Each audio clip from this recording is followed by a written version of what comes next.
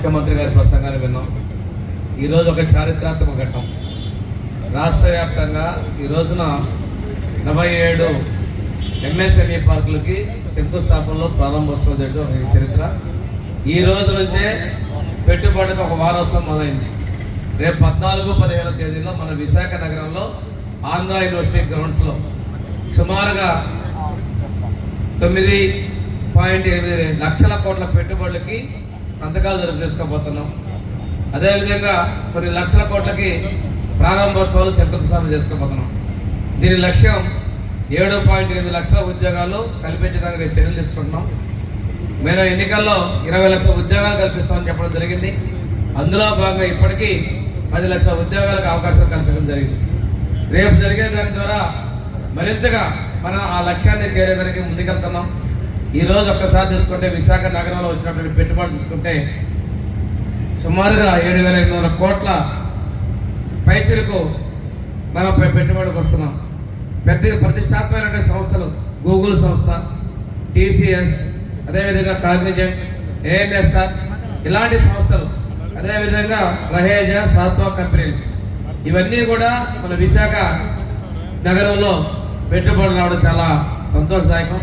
అదేవిధంగా ఉమ్మడి విశాఖలోని నక్కపల్లి ప్రాంతంలో ఆస్వాల్ మెటల్, అదేవిధంగా మనకి బల్క్ డ్రగ్ పార్కు ఇలాంటివన్నీ కూడా రావడం చాలా అదృష్టంగా ఉంది. మన ప్రభుత్వం వచ్చిన తర్వాత రైల్వే జోన్ సాధించుకున్నాం, అభివృద్ధి పదంలో ముందు పూర్తికెళ్తున్నాం. ఈరోజు విశాఖ నగరం అంటే ప్రపంచంలోనే ఒక గుర్తింపు చెందే విధంగా సముద్ర గర్భంలో కేబుల్ తీసుకుంటూ గూగుల్ డేటా సెంటర్ కూడా ఏర్పాటు చేసుకోబోతున్నాం. ఇవన్నీ కూడా గౌరవ ముఖ్యమంత్రి గారి యొక్క చొరవరేసి మీకు తెలియజేసుకుంటూ కేంద్ర ప్రభుత్వం మోడీ గారి ఆశీస్సులు, సహకారం, అదేవిధంగా deputy chief minister Pawan Kalyan గారి యొక్క తోడ్పాటు, ప్రత్యేకించి పెట్టుబడులు ఇందాక ముఖ్యమంత్రి గారి మాటల్లో కూడా విన్నాం. ఐటీ శాఖ మంత్రులు, విద్యాశాఖ మంత్రులు లోకేష్ గారి యొక్క కృషి తెలియజేసుకుంటూ రేపు జరిగే పెట్టుబడులు దేశ విదేశాల నుంచి చాలామంది మంత్రులు వస్తున్నారు, కేంద్ర మంత్రులు వస్తున్నారు, అదేవిధంగా విదేశీ మంత్రులు వస్తున్నారు. ఉపరాష్ట్రపతి గారు స్వయంగా వచ్చి ఈ సిఐఏ సదస్సుని మనం ప్రారంభించబోతా ఉన్నారు. ముఖ్యమంత్రి గారు ఒకటే ఈ సదస్సు ద్వారా యువతకి ఒక భవిష్యత్తు అనేది ఆశాజనకంగా ఉంది. యువత కోసం మన ప్రభుత్వం కష్టపడుతుంది. వారి కోసమే ఈ మనం ఎంఓఏలు చేసుకోబోతున్నాం. 400 పైగా మనం అగ్రిమెంట్లు చేసుకోబోతున్నాం.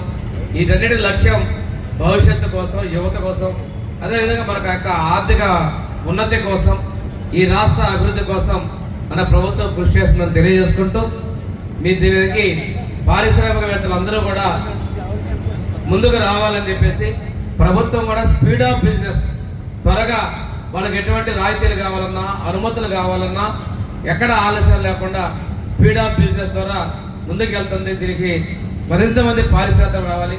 ముఖ్యమంత్రి గారి ఆలోచన ఒకటే, ప్రతి ఒక్క కుటుంబం నుంచి ఒక పారిశ్రామికవేత్త రాగలిగినప్పుడే ఈ రాష్ట్రంలో పేదరికం లేని సమాజం ఉంటుందని వారి యొక్క ఆలోచన. దానికి అనుగుణంగా ప్రతి కుటుంబం నుంచి ఒక పారిశ్రామికవేత్త వచ్చే విధంగా మనందరం కూడా సహకరించాలని, ప్రోత్సహించాలని మీ అందరినీ కోరుకుంటూ నేను సెలవు తీసుకున్నాను. Thank you very much.